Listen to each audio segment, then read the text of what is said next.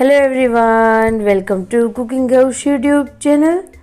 તો આજે હું તમારી જોડે શેર કરીશ ખૂબ જ ઇફેક્ટિવ એવી હોમ રેમેડી, જે લોકોને સ્પેશિયલી શરદી ઉધરસ થતા હોય તેમને તો ખૂબ જ સારો એવો ફાયદો થશે। આ હોમ રેમેડી કોઈ પણ એજના લોકો લઈ શકે છે, બાળકો હોય કે વડીલો બધા માટે ખૂબ જ ઉપયોગી થશે। તો આ વિડીયો એન્ડ સુધી જોઈ અને તમે ઘરે જરૂરથી ટ્રાય કરજો।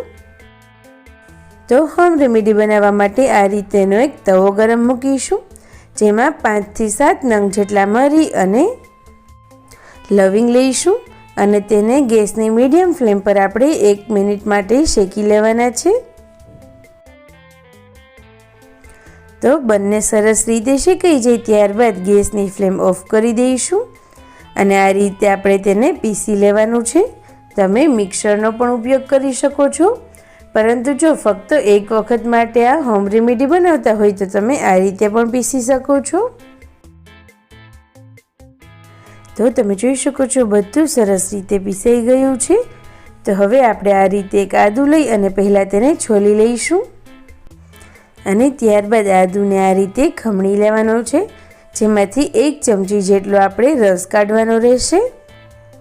તો આદુને ખમણી અને આ રીતે આપણે ગરની ઉપર લઈ લઈશું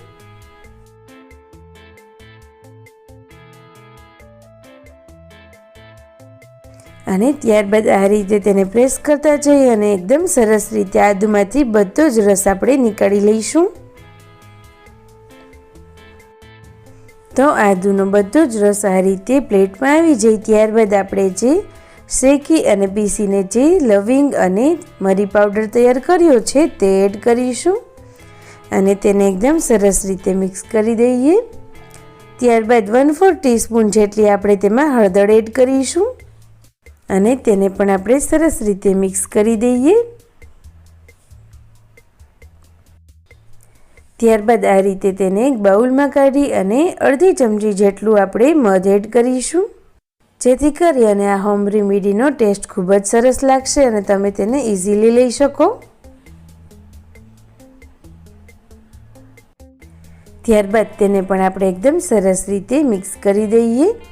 આ હોમ રેમેડીને તમે સવારે કે રાત્રે સૂતા પહેલાં ગમે ત્યારે દિવસમાં 1 વખત લઈ શકો છો અને કોઈ મોટા લોકો હોય તો આ રીતે 1 ચમચી અથવા તો નાના બાળકોને આપવું હોય તો આ રીતે અડધી ચમચી જેટલી આપી શકો છો।